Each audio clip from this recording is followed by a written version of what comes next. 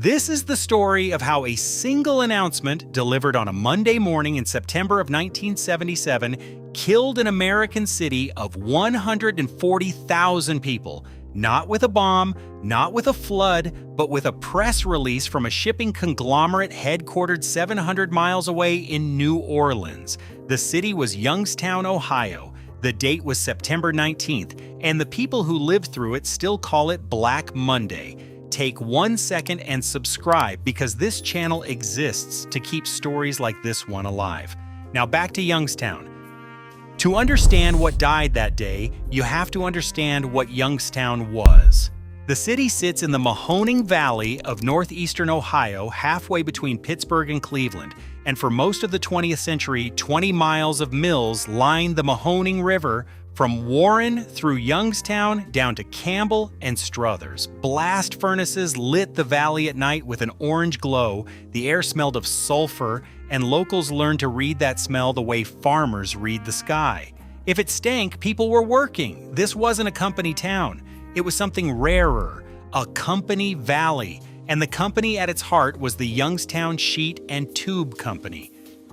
Founded in 1900 by local industrialists George Wick and James Campbell, Sheet and Tube was built as a hometown answer to the giant corporation swallowing up American steel, and it grew into one of the largest steel makers in the country, a company so significant that in 1952 it beat a sitting president at the Supreme Court when the justices ruled Truman had no authority to seize the nation's steel mills. It stayed locally owned and locally run for nearly 7 decades, and that ownership mattered. Under James Campbell in the 30s, the company plowed roughly 10% of its gross profit back into its own technology. The mills weren't just employers, they were the town's inheritance, maintained like a family house. And the arrangement worked.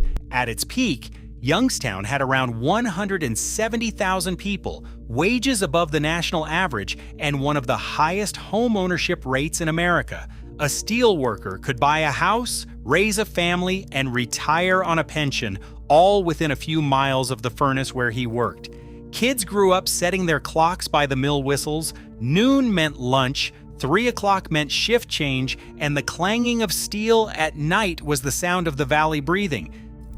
Then in 1969, the breathing changed. That year, Youngstown Sheet and Tube was taken over by the Likes Corporation, a New Orleans shipping conglomerate less than half its size. This was the age of the conglomerate, when Wall Street believed a holding company could own anything, a steamship line, a bank, a steel mill, and manage it all from a distance like entries in a ledger. Likes borrowed heavily to finance the deal, and then it used Sheet and Tube as a cash machine. Profits that once went into new furnaces and modern equipment now went to servicing takeover debt and feeding other divisions. The workers on the floor saw it before any analyst did. Through the 70s, steel was still being made in Youngstown in aging open hearth shops, while competitors overseas and elsewhere in America were installing basic oxygen furnaces, electric arc furnaces, and continuous casters. Maintenance got deferred. Investment dried up, the mills kept running, but they were running on their inheritance, and the new owners in New Orleans had no sentimental attachment to a valley most of them had never seen. 8 years after the takeover, the bill came due. Sunday, September 18, 1977, the board of directors of Youngstown Sheet and Tube gathered not in Youngstown, but in a meeting room at the Pittsburgh airport. There's something almost surgically cold about that detail. The men deciding the fate of the Mahoning Valley chose a place designed for leaving. By the time they flew out that evening, the decision was made, and almost nobody in Youngstown knew a thing. Monday morning.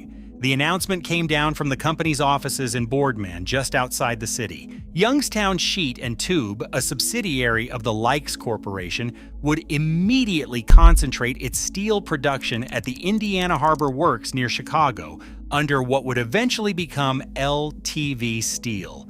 The Campbell Works, the largest steel mill in the Youngstown district, would be effectively shut down within days. The company employed 22,000 people. Roughly 5,000 of them were about to lose their jobs in a single stroke. There was no meeting on the mill floor, no letter, no warning. In 1977, there was no law requiring any.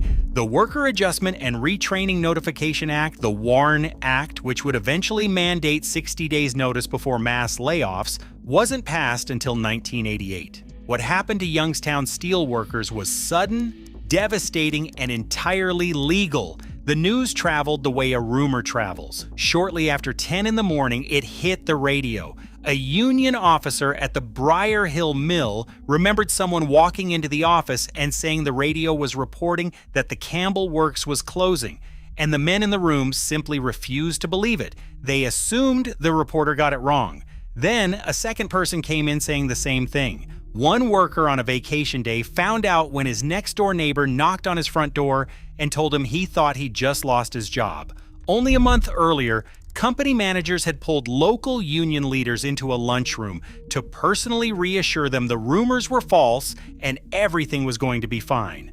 By that afternoon, the Youngstown Vindicators banner headline made it official, and the mayor, Jack Hunter, who had been present at the announcement, called it the worst possible news he could have received as a public official. Grown men cried openly inside the mill. One steel worker's wife told reporters that the whole area felt doomed, because if this could happen in Youngstown, then no union job anywhere in the country was safe. She turned out to be one of the most accurate economic forecasters of the decade. Here's what makes Youngstown different from every other mill town story, though. The valley did not go quietly. Within weeks, local religious leaders, steel workers, and activists, among them the labor lawyer Stoughton Lind, formed the Ecumenical Coalition of the Mahoning Valley, and they proposed something almost unheard of in American industry. The workers in the community would buy the Campbell Works and run it themselves. Their slogan was "Save Our Valley," and their argument was bigger than one mill. What happened to Youngstown, they said, was coming for communities all across the country. But a steel mill can't run on will alone. The plan needed federal loan guarantees to modernize the plant, and Washington held the pen. The National Steelworkers Union, wary of the whole idea of worker ownership, refused to back it, and in the spring of 1979, the Carter administration declined the guarantees the plan depended on. By April, the buyout was dead. On St. Patrick's Day, workers had carried a cross in procession from the south gate of the Campbell Works. Everyone understood what was being buried, and the dominoes were already falling. In 1979, the Briar Hill Works was shut down too. In November of that same year, U.S. Steel announced it was pulling out of the valley entirely, and by 1980, its Ohio Works had gone dark. Republic Steel hung on the longest, but by the mid-80s, it had collapsed into bankruptcy, and Youngstown's era of big steel was over. Depending on how you count, the Mahoning Valley lost somewhere between 40 and 50,000 jobs in the years after Black Monday. It wasn't just steel workers, it was the railroads that hauled the ore, the machine shops, the corner bars, the department stores downtown. When the mills stopped buying and the workers stopped spending, the whole economic bloodstream drained out of the valley. Follow the years and you can watch the city die in stages. 1978, the valley is still fighting, still holding rallies, still believing the mills can be saved. 1985, the fight is over. The furnaces are cold, U.S. Steel has dynamited its own Ohio works, and the people who can leave are leaving. Journalists reach for a new phrase to describe this stretch of the industrial Midwest, the Rust Belt.